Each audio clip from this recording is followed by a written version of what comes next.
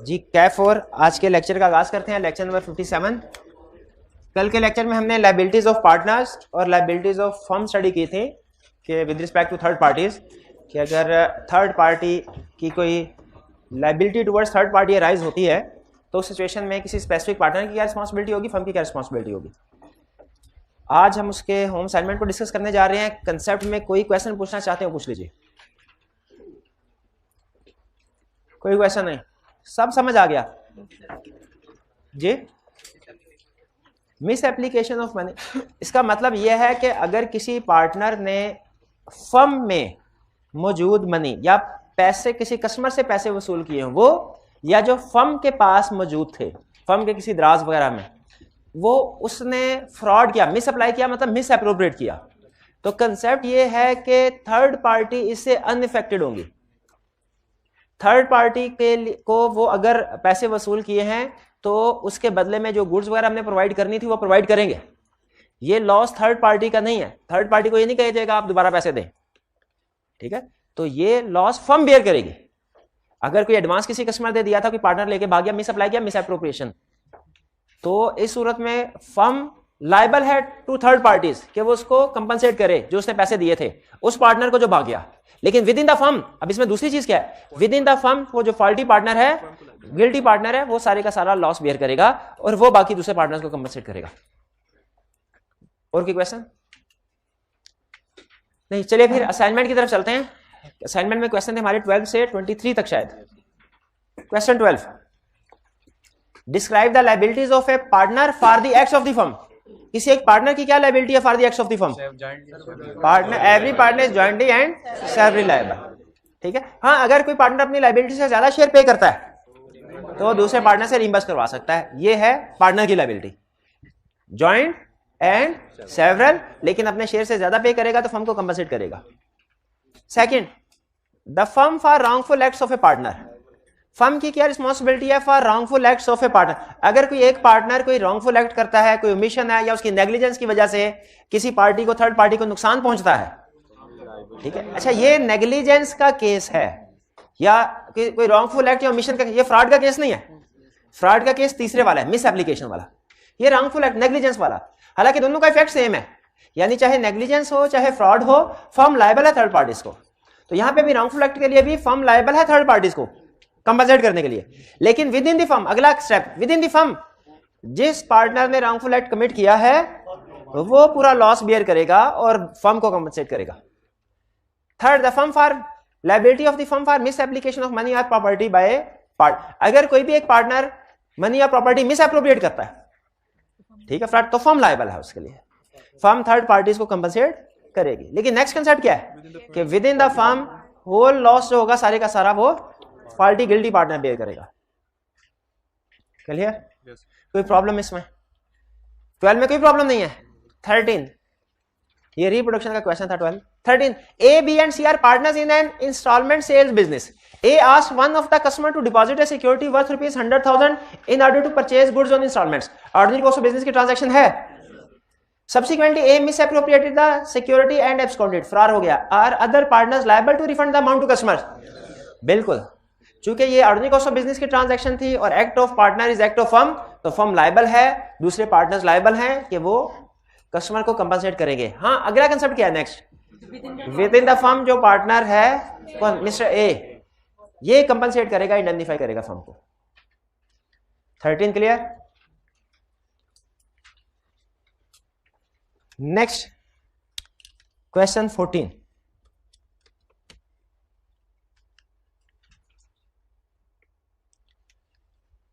SPMQ is a partnership firm in which Shabir, Bashir, Munir and Kadir are partners. Shabir, the only active partner, knowing the goods were stolen once, purchased and sold them in the name of the firm. Shabir ही सिर्फ active partner था, बाकी सारे sleeping partner थे। शबीर को पता था चीजें चोरी की हैं, लेकिन उसने उन्हें फर्म के नाम से बेच दिया। All other partners liable to compensate to the true owner of goods. क्या दूसरे पार्टनर लायबल है? अब ये कौन सा कंसेप्ट है? Wrongful act of A partner, partner ने गलत किया, ठीक है। तो फर्म लायबल है दूसरे थर्ड पार्टी को कंपनसेट करने के लिए, लेकिन विद इन द फर्म जितना सारा नुकसान है वो शबीर को ही बर्दाश्त करना पड़ेगा। 15. One of the partner of XYZ firm admitted in the court that the firm has been involved in tax evasion. Can this admission be used against firm as evidence? एक पार्टनर ने रिप्रेजेंटेशन दी, उसने कहा हाँ हम tax को चोरी करते हैं, क्या इसको एज एविडेंस यूज किया जा सकता है? क्या स्टडी किया था, कंडीशंस क्या हैं? Ordinary course of business, ordinary course of business से रिलेट कर रहा है टैक्स का मैटर, और relates to affairs of the firm. क्या ये अपनी पर्सनल टैक्स इवेजन की बात कर रहा है कि फर्म के टैक्स इवेजन की बात कर रहा है? फर्म के टैक्स इवेजन की बात कर रहा है। तो इस रिप्रेजेंटेशन को कोर्ट में एज एविडेंस यूज किया जा सकता है। 16. Sajid, Abid and Majid are partners in a firm. Abid and Sajid are active partners and Majid is sleeping partner. A legal notice was served by one of their customers to Sajid. Legal notice किसको सर्व हुआ? साजिद को। Sajid active partner था या कि sleeping? Active. Sajid did not tell other partners. Sajid ने दूसरे partners को नहीं बताया। When the customer takes further legal action, Abid and Majid plead ignorance of the notice as it was served only on the one active partner. Abid और माजिद ने कहा कि sir हमें तो पता ही नहीं था नोटिस का, ये तो सिर्फ एक पार्टनर को सर्व हुआ है, बाकी पार्टनर्स को तो नोटिस सर्व ही नहीं हुआ। तो क्या कंसेप्ट है? सर्विंग ऑफ नोटिस का कंसेप्ट क्या है कि एक पार्टनर को भी नोटिस सर्व हुआ तो सब पार्टनर का शर्त क्या है?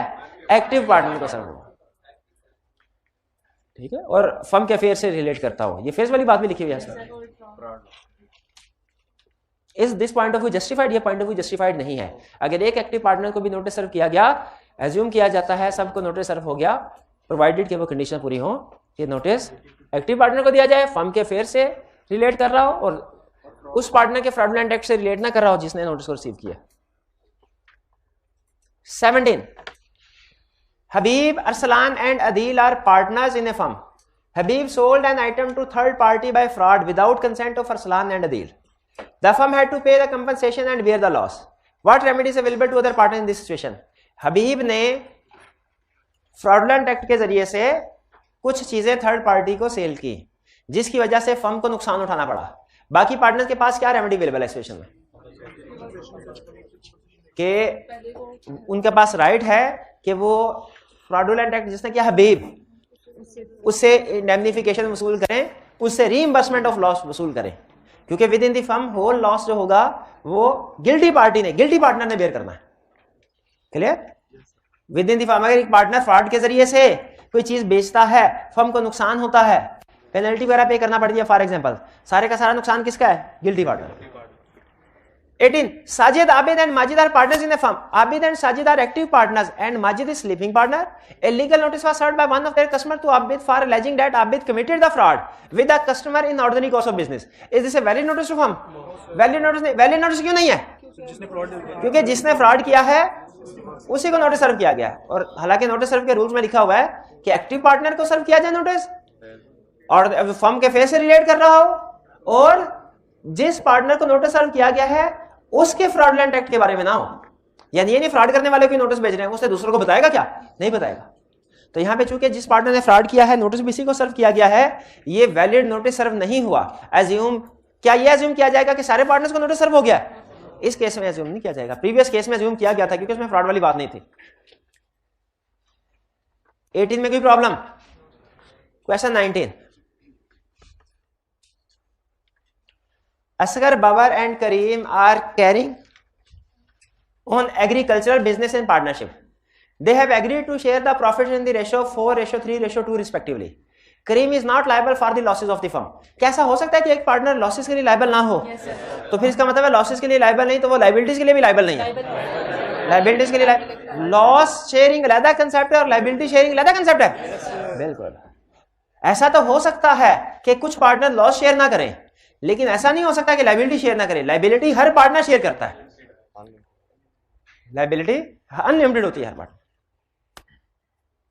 जी तो नेक्स्ट क्या कह रहे हैं इसके आगे? Karim is not liable for the loss of under the provisions of partnership act 1932 analyse and comment on each of the following independent situation. पहले, Asgar who is responsible for procurement has suggested to buy seeds and pesticide from Zubair enterprises, a supplier of crop products, as the seeds and pesticides offered by him are of good quality and at a very reasonable price. However, Babar is not in agreement with Asghar. अच्छा अब देखिए एक चीज ये ध्यान में रखिएगा, वो आपस में एग्री कर रहे हैं। अगर इनमें से कोई दूसरों से पूछे बगैर फर्ज कीजिए कि जुबैर एंटरप्राइजेस से एग्रीमेंट कर लेता है सेल का, क्या वो एग्रीमेंट फर्म पे बाइंडिंग होगा? एग्रीमेंट फर्म पे बाइंडिंग होगा कि पूछे बगैर कि जुबैर एंटरप्राइजेस से डायरेक्ट चीजें खरीद लेता है? फर्म पे बाइंडिंग होगा क्योंकि हर पार्टनर की इम्प्लॉयड अथॉरिटी है बाइंग और सेलिंग की, लेकिन वो फिलहाल आपस में एग्री कर रहे हैं कि क्या इससे हमें बाइंग करनी चाहिए कि नहीं करनी चाहिए। टोटल 3 पार्टनर है, एक पार्टनर कह रहा है बाइंग करनी चाहिए, एक कह रहा है नहीं करनी चाहिए। तो इसका मतलब है अगर एक पार्टनर ने भी रिफ्यूज कर दिया तो वो काम नहीं होगा, ऐसा ही है? नहीं, पार्टनरशिप में ऐसे होता क्या? पार्टनरशिप ऐसे चलती है? सिर्फ कुछ एक डिसीजंस हैं जिनमें ऑल पार्टनर्स की कंसेंट होना जरूरी है। जैसे याद है कौन कौन से डिसीजन? नेचर ऑफ बिजनेस, इसके अलावा change in partnership agreement, change in partnership agreement में प्रॉफिट शेयरिंग रेशो आ गई, change in composition of partnership, और इसके अलावा admission of minor into benefits, इसके अलावा transfer of shares to transferee. इनके लिए सारे पार्टनर्स की कंसेंट की जरूरत है, लेकिन रूटीन के डे टू डे नेचर के बिजनेस के लिए सारे पार्टनर की कंसेंट जरूरी नहीं है। उसमें डिसीजन मेकिंग कैसे होती है? मेजोरिटी की बेस पे। तो अब यहां पे चूंकि 3 पार्टनर है, अब असगर कुछ और कह रहा है और बाबर कुछ और कह रहा है, तो फैसला कैसे होगा? फैसला करीम पे होगा, करीम का वोट मेजोरिटी का वोट होगा।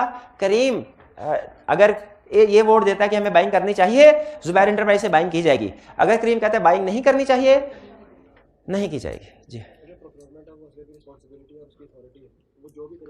नहीं, अगर प्रोक्योरमेंट असगर की रिस्पॉन्सिबिलिटी है, इसका मतलब है विद इन दी फर्म उन्होंने अथॉरिटी दी, लेकिन अब यहाँ पे डिस्प्यूट राइज हो गया ना, तो जो डिस्प्यूट सेटल होंगे वो मेजोरिटी की बेस में होंगे।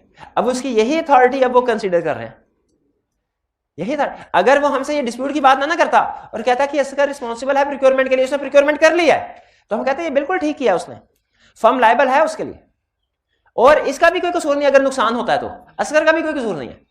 लेकिन अब चूंकि पार्टनर्स में डिस्प्यूट राइज हो गया, तो अब असगर अपनी मर्जी से परचेजिंग नहीं कर सकता, अगर करता है तो वो लायबल होगा। समझ आई ये बात? नेक्स्ट 19 का part 2। In February 2017 the partnership incurred substantial losses due to heavy floods in the area and the partnership assets are not sufficient to meet the firm's liability. A number of creditors have filed a suit for recovery of the amount from Kareem. जी नुकसान हुआ, firm अपने dates को पे करने के लिए काबिल नहीं है। Number of creditors file recovery of, creditors ने करीम से पैसे रिकवर करवाने के लिए केसेस फाइल किए, हालांकि करीम के खिलाफ तो नहीं कर सकते क्योंकि करीम तो लायबल फॉर नहीं, करीम तो लायबल फॉर लॉस है ही नहीं, लिखा हुआ ऊपर Karim is not liable for the losses. हाँ, लॉस शेयरिंग अलग कंसेप्ट है, लायबिलिटी शेयरिंग अलग कंसेप्ट। लायबिलिटी हर पार्टनर की होती है और अनलिमिटेड होती है। तो जिन क्रेडिटर्स ने करीम के खिलाफ केस फाइल किया, क्या उन्हें पैसे मिलेंगे? बिल्कुल मिलेंगे, बिल्कुल मिलेंगे। ये सही किया उन्होंने करीम के खिलाफ। हाँ, अगर करीम अपने शेयर से ज्यादा पे कर दे, दूसरे पार्टनर से रिकवरी कर सकता है। शाबाश। 19 ओके, कोई प्रॉब्लम 19 में? Next question 20।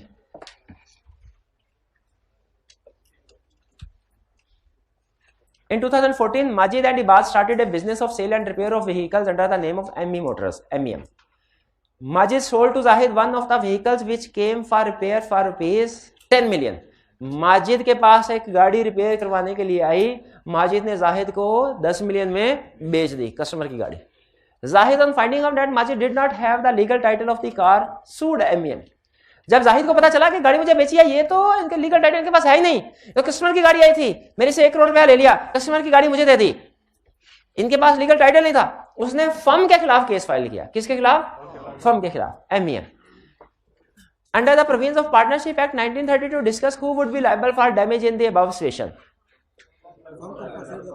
Towards third party, firm liable है, लेकिन within the firm सारे का सारा लॉस माजिद को बेयर करना पड़ेगा। ठीक है? Next question. तो ये आपके ख्याल में ये मिस एप्लीकेशन ऑफ प्रॉपर्टी और मनी का केस है या कि रॉन्गफुल एक्ट का? चले इसे कुछ स्टूडेंट करें। कितने स्टूडेंट का ख्याल है मिस एप्लीकेशन, कितनों का ख्याल है रॉन्गफुल एक्ट? चले आप कोई भी 50-50 है तकरीबन, आप कोई भी असम्पशन लेके चलें, केस स्टडी का सोल्यूशन तो सेम आएगा। आप दोनों में से बेसिस जरूर बतानी है, लेकिन दोनों में से कोई भी बेसिस बता सकते हैं, आपका सोल्यूशन सेम होगा।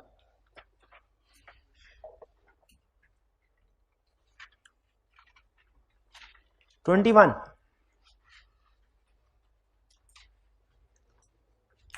Fizaan and Mehran are partners in a trading firm. Trading firm का मतलब क्या हुआ? हर पार्टनर बोरोइंग कर सकता है। and have decided that no partner shall have the right to buy or sell goods beyond the value of rupees 100,000 without consent of other partners. और ये agree किया कि जब तक सारे पार्टनर की कंसेंट नहीं होगी कोई भी पार्टनर 1 लाख से ज्यादा की बाइंग नहीं, कोई भी पार्टनर 1 लाख से ज्यादा की बाइंग नहीं करेगा. पार्टनर्स ने आपस में एग्री कर लिया. Due to sudden crisis in the market price of a product started falling sharply. Faizan without consulting Mehran sold all the perishable stock worth rupees 950,000 in order to restrict the firm's loss. Can Mehran hold Faizan responsible for misconduct? क्यों नहीं, उसने अपनी authority से exceed किया है. Authority in case of emergency, emergency situation में अपनी authority से एक्सीड कर सकता है. मैं क्लियर हुई है बात. 22. Nomi Sultan and Behram have decided to establish a partnership business to run a departmental store. This partnership business was started in January 2015. In March 2015, Behram received an overdraft of rupees 100,000 from the partnership bank. He informed the bank that the money would be used to construct a new cash counter in the departmental store. 1 lakh का loan वसूल किया. किसने वसूल किया? बहराम ने. और bank को क्या कहा? क्या ये पार्टनरशिप फर्म बारो कर सकती है? पार्टनर बारो कर सकता है अमाउंट? ट्रेडिंग बिजनेस है, डिपार्टमेंटल स्टोर ट्रेडिंग बिजनेस कर सकता है बारो. However, he used the money to pay for his wife's Dubai trip. लेकिन उसने दुबई का ट्रिप लग गया. Advise Nomi Sultan and Behram about their rights and liabilities and that of the firm in relation to above transaction. Rights and liabilities बतानी है किसकी? Firm की भी और पार्टनर्स की भी. फर्म की क्या लायबिलिटी है? Firm is liable to bank to pay. Firm bank को लायबल है ना, बैंक तो फर्म से पैसे निकलवाएगा. अच्छा, within the firm partners की क्या राइट्स एंड लायबिलिटीज है? Partners liable to bank, partners भी, firm and partners are liable to third party. लेकिन विद इन दी फर्म सारे का सारा लॉस कौन बेयर करेगा? बहराम. क्लियर हुई है बात? राइट्स क्या है पार्टनर्स के, लायबिलिटी क्या पार्टनर्स की? अनलिमिटेड डिवाइस केस में कि वो थर्ड पार्टी को कंपनसेट करेंगे. थर्ड पार्टी से जो लोन लिया 1 लाख का वो रीपे करेंगे. लोन लेके भागा बहराम है लेकिन रीपे बाकी भी करेंगे. लायबिलिटी है उनकी, फर्म लायबल है, पार्टनर्स भी लायबल है. लेकिन फिर इसके बाद राइट क्या है कि जिन पार्टनर्स ने पेमेंट किया है वो रिकवर करवा लें फॉल्टी गिल्टी पार्टनर से. क्लियर ये बात? 22 एग्जाम्पल में कोई प्रॉब्लम नहीं है. चलिए आगे चलते हैं. 23. Respond to the following scenario under the provisions of Partnership Act 1932. Respond कीजिए सिनेरियो को. Saima, Essen and Bari are partners in a law firm. Bari received an advance of ₹150,000 from one of the customer's client for defending a lawsuit. उससे advance receive किया किस लिए? Lawsuit को defend करने के लिए. इसका मतलब है ऑर्डिनरी कोर्स ऑफ बिजनेस में वसूल किया. जो वसूली की उसने एडवांस की 1.5 लाख की ऑर्डिनरी कोर्स ऑफ बिजनेस में की. Bari, without proceeding on client's request and informing other partners about the receipt of the amount, utilized the money for personal use. Bari ने वो पैसे पर्सनल यूज के लिए इस्तेमाल कर दिए. अब कौन सा कंसेप्ट आ गया? मिस एप्लीकेशन वाला. Discuss the rights and liabilities of partners and that of firm with regard to Bari's act. Firm liable है थर्ड पार्टी को. अब with in the firm partners liable होंगे पे करने के लिए, लेकिन पूरे का पूरा लॉस बारी बियर करेगा और वो इंडेमनीफाई करेगा फर्म को, इंडेमनीफाई करेगा दूसरे पार्टनर्स को. क्लियर? ये थे हमारी असाइनमेंट. असाइनमेंट में कोई प्रॉब्लम? सबसे अच्छा क्वेश्चन कौन सा लगा आपको? कोई भी नहीं लगा? नहीं, फिर भी कौन सा क्वेश्चन आपने कहा बड़ा टेक्निकल क्वेश्चन था, इसमें मजा आया क्वेश्चन करने का? असाइनमेंट की आपका कौन सा क्वेश्चन सबसे अच्छा लगा इसमें? अगर आप एग्जामिनर हो तो ये वाला क्वेश्चन आप टेस्ट करें. सारे सही थे, फिर आप सही नहीं है. सारे क्वेश्चन कैसे सही हो सकते हैं? और सारे क्वेश्चन सही नहीं होते. अच्छा, लास्ट वाला ठीक है. चलिए अब हम चलते हैं अपने आज के कंसेप्ट्स की तरफ. एडवांस है, इसको बोरिंग कंसीडर करेंगे. एडवांस क्या ले, बोरिंग क्या ले, लोन क्या ले की बात नहीं. एडवांस है तो बेसिकली कंपनी का फर्म का डेट है. ये लोन नहीं है. नहीं, लेकिन ये कंपनी का डेट है, यानी कंपनी ने वापस, सॉरी फर्म ने वापस करना है. फर्म का डेट है. चलिए अब चलते हैं हम कंसेप्ट्स की तरफ.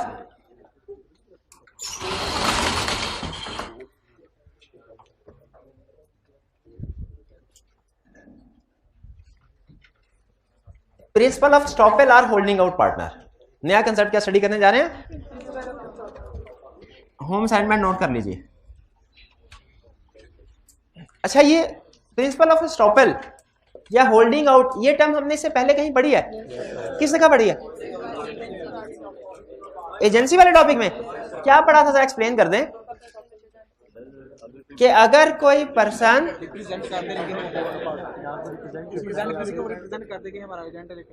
अगर किसी पर्सन को रिप्रेजेंट कर दिया जाए कि ये हमारा एजेंट है, असल में वो एजेंट नहीं है, और इस रिप्रेजेंटेशन की बेस पे कोई थर्ड पार्टी के साथ ट्रांजैक्शन कर ले, तो वो ट्रांजैक्शन प्रिंसिपल के ऊपर बाइंडिंग है।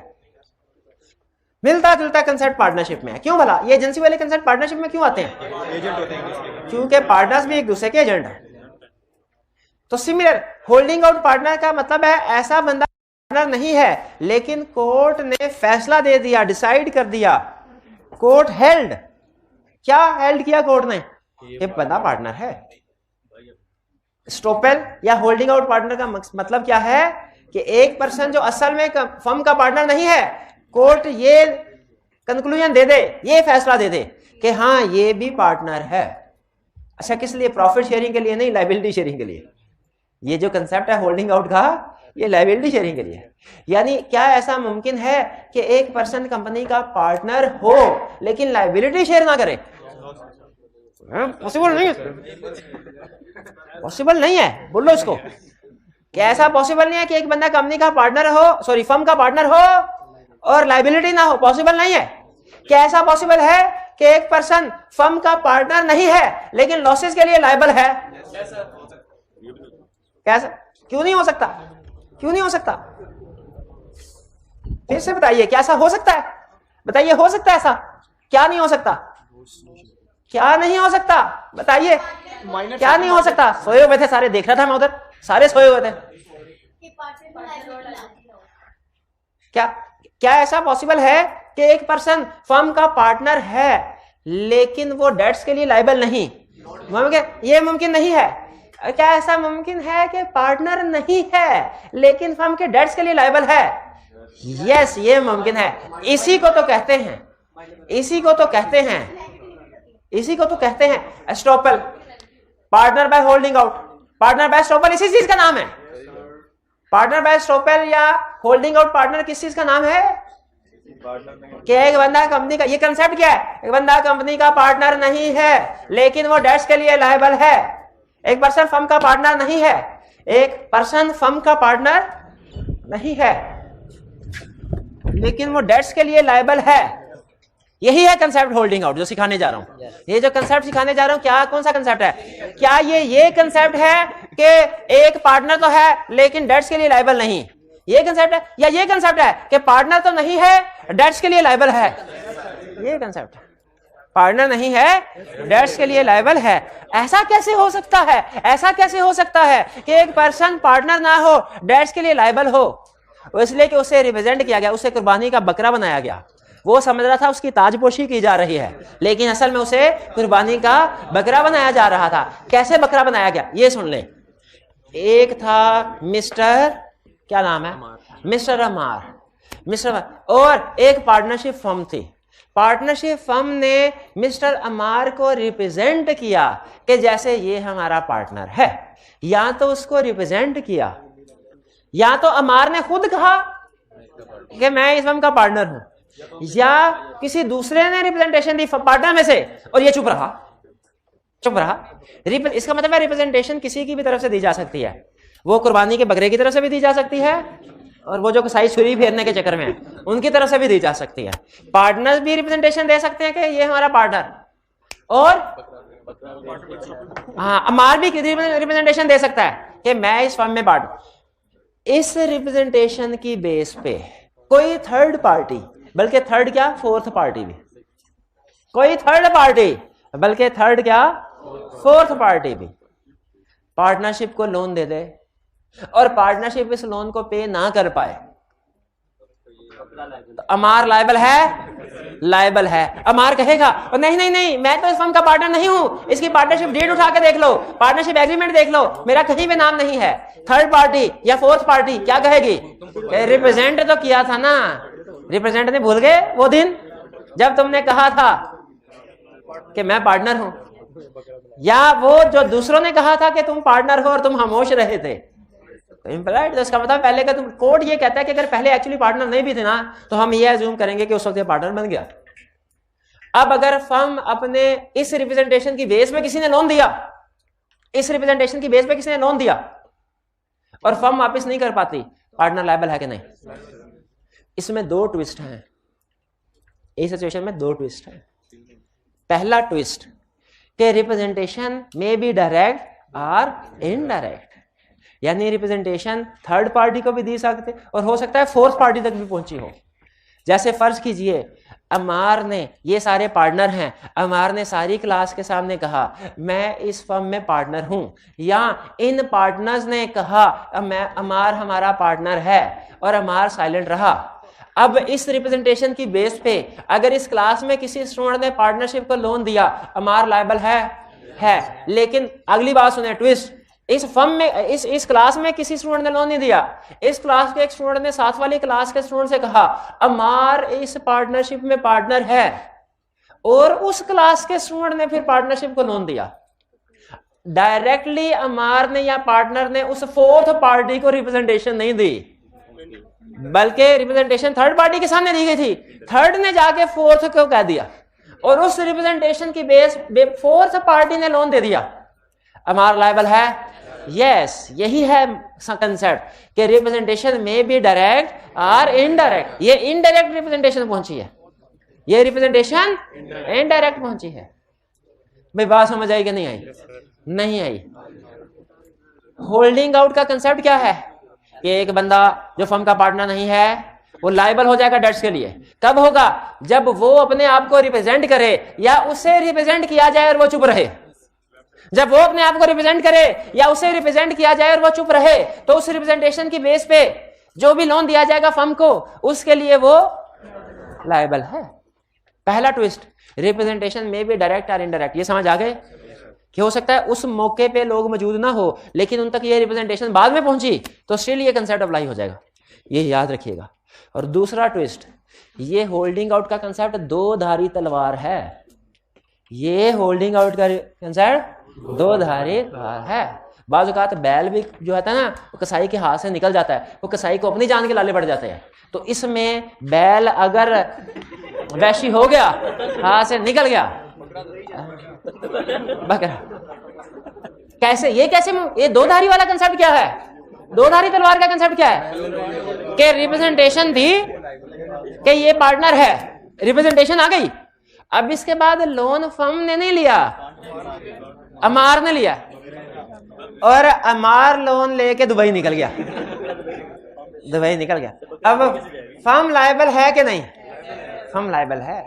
ये दो धारी का मतलब ये है। वरना यहाँ पे जो कंसेप्ट एक्सप्लेन किया है वो पार्टनर के पॉइंट ऑफ व्यू से किया है कि वो जो होल्डिंग आउट पार्टनर कब लायबल होगा। लेकिन याद रखे, जिस तरह होल्डिंग आउट पार्टनर लायबल हो सकता है उसी तरह फर्म भी लायबल हो सकती है। होल्डिंग आउट वाले केस में, रिप्रेजेंटेशन वाले केस में, स्टॉपल वाले केस में जिस तरह पार्टनर लायबल हो सकता है उसी तरह फर्म भी लायबल। दो धारी तलवार का मतलब ये है। मेरे को समझ आया? नहीं। कहें sir explain with the help of example. Explain with the help of example सुने। अच्छा, प्रिंसिपल तो समझ आ गया ना। If a person represent himself, अगर एक बंदा अपने आप को रिप्रेजेंट करता है, हाँ मैं पार्टनर हूं, या उसे रिप्रेजेंट किया जाए और वो चुप रहे, अलाउ कर दे कि मुझे रिप्रेजेंट करो, मुझे भी पार्टनर कहो, तो पार्टनर कहा तो ये भी रिप्रेजेंटेशन आ गई। He is liable for debts given to firm on such representation. वो लायबल है। जो फर्म को डेट दिया गया होगा, फर्म पे नहीं करती। बड़ा शौक था ना इसे पार्टनर बनने का, आजा बनो पार्टनर। प्रिंसिपल समझ आ गया? अब एग्जांपल सुने। पहले एग्जांपल एक्टिव पार्टनर। अभी इसकी एग्जांपल है डिफरेंट सिचुएशन में। रूटीन की सिचुएशन समझा दिया आपको, अब डिफरेंट फर्दर सिचुएशन में एग्जांपल्स दे रहा हूं। रूटीन की एग्जांपल समझा। रूटीन की एग्जांपल क्या है? उसने कहा मैं पार्टनर हूं, इस रिप्रेजेंटेशन में बैंक ने लोन दिया फर्म को, वो लायबल है। ये रूटीन की एग्जांपल है। अब रूटीन से हट के एग्जांपल। पहली example, active partner does not give notice of retirement. क्या एक्टिव पार्टनर ने रिटायरमेंट के वक्त नोटिस देना होता है? अगर एक्टिव पार्टनर रिटायरमेंट के वक्त नोटिस ना दे तो फिर बी पार्टनरशिप बैंक एज्यूम करते हुए, समझते हुए कि ये अभी भी पार्टनर है, फर्म का लोन दे दे, रिटायरिंग पार्टनर जिम्मेदार है कि नहीं? रिटायरिंग पार्टनर लायबल है। अगर एक्टिव पार्टनर रिटायरमेंट के वक्त पब्लिक नोटिस ना दे तो वो डेट्स के लिए लायबल है। जो उसकी रिटायरमेंट के बाद हुए हैं डेट्स, उनके लिए भी लायबल है। अपनी रिटायरमेंट के बाद वाले डेट्स के लिए कैसे लायबल है? नोटिस नहीं दिया। अच्छा बताइए, नोटिस सिर्फ नोटिस होना चाहिए कि पब्लिक नोटिस? अगर उसने पार्टनर्स को बता दिया था मैं जा रहा हूं, पब्लिक नोटिस नहीं दिया, तो ये पब्लिक नोटिस देना चाहिए था। अच्छा, पब्लिक नोटिस पार्टनर ने नहीं दिया, फर्म ने दे दिया, तो चलेगा? चलेगा। दोनों में से कोई भी नोटिस दे दे चलेगा। भैया पहली एग्जांपल समझ आई? अब दूसरी एग्जांपल जो समझ नहीं आनी आपको। माइनर पार्टनर होता है, ट्रू और फॉल्स? Minor partner. अब सुने, minor can not be A partner, minor can not be A partner, but minor can be admitted into benefits of partner. Admitted into benefits of partnership का मतलब क्या है? Profit में से हिस्सा मिलेगा, लॉस में से भी हिस्सा मिलेगा। याद रखें, बेनिफिट्स का मतलब क्या है? प्रॉफिट में से हिस्सा मिलेगा, लॉस में से भी हिस्सा मिलेगा। तो फिर बेनिफिट का मतलब क्या है? अगर लायबिलिटीज अनलिमिटेड नहीं होगी, लायबिलिटी अनलिमिटेड नहीं होगी, लेकिन ये सहूलत तब तक मुयस्सर है, ये मुद्दत 18 साल तक। जब माइनर 18 साल का हो गया तो उसने नोटिस देना होता है 6 महीने के अंदर अंदर कि मुझे पार्टनर बनना है कि नहीं बनना। ये नोटिस किसने देना है? क्या नोटिस देना है? कि मैं पार्टनर बनना है कि नहीं बनना। अगर नोटिस दे पार्टनर बनना है तो बन जाएगा, अगर नोटिस दे पार्टनर नहीं बनना तो, और अगर नोटिस ही ना दे कोई, 6 महीने गुजर जाए तो 6 महीने बाद समझा जाएगा पार्टनर है, और वो फर्म के डेट्स के लिए लायबल होगा। अब असल ट्विस्ट यहां पे है, असल ट्विस्ट तो आया नहीं अभी, असल ट्विस्ट यहां पे है कि वो फर्म के डेट्स के लिए लायबल होगा। कौन से डेट्स के लिए?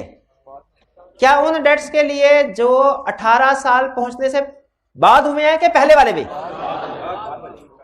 पहले वाले भी। यानी लायबल होगा तब से जब से वो admitted to benefits of partnership हुआ था। यानी यही एग्जांपल आ गया, पार्टनर नहीं था लेकिन लायबल है।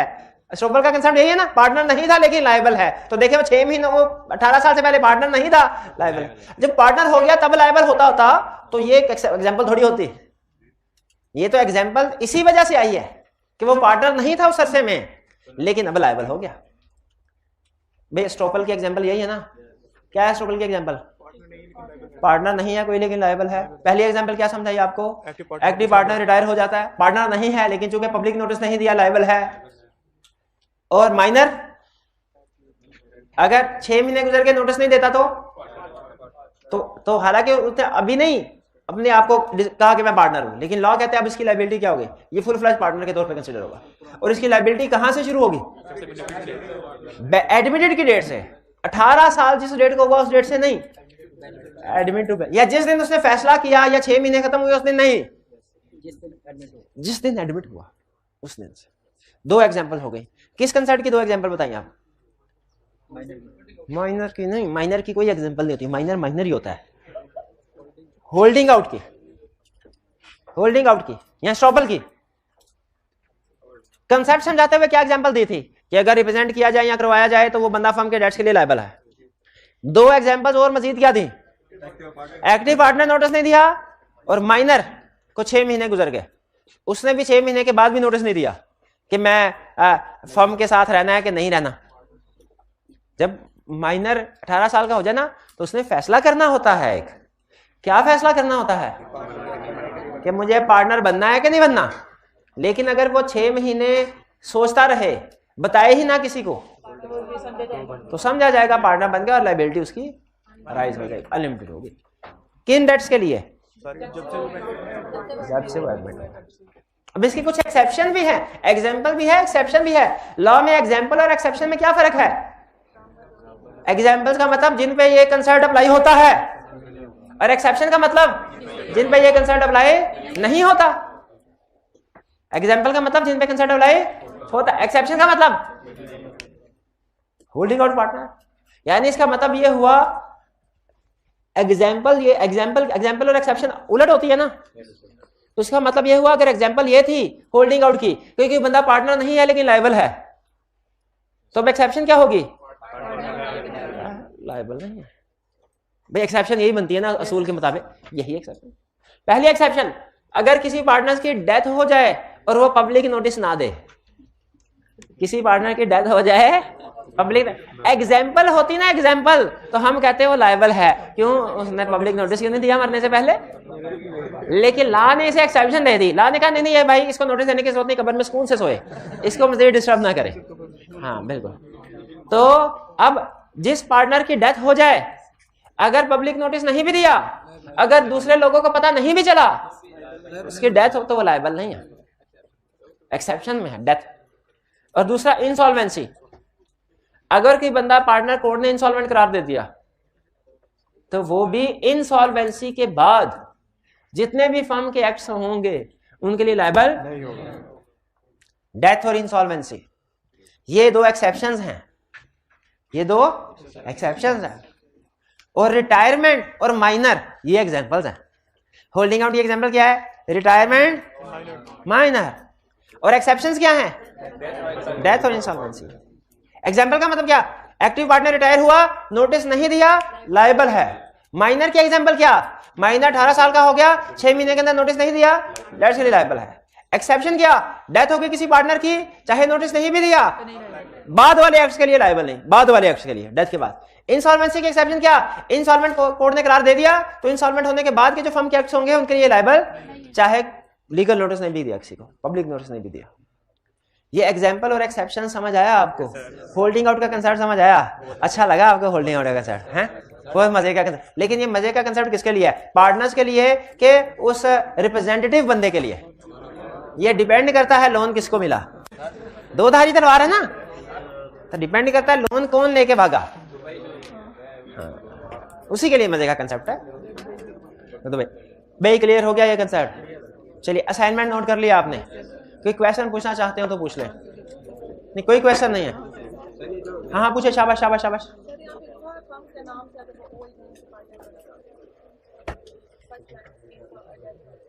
नहीं वो डेथ वाले केस में लिखा हुआ है, अगर किसी की डेथ हो जाए और वो नोटिस नहीं दिया, फर्म ने बगैर नोटिस, फर्म ने भी नोटिस नहीं दिया, पार्टनर ने भी नोटिस नहीं दिया जिसकी डेथ हो गई, फर्म ने भी, और वो ऐसे ही पुराने नाम से काम कर रहे हैं, और बैंक ने लोन दे दिया फर्म को, क्या डेथ जिसकी हुई है वो पार्टनर लायबल है?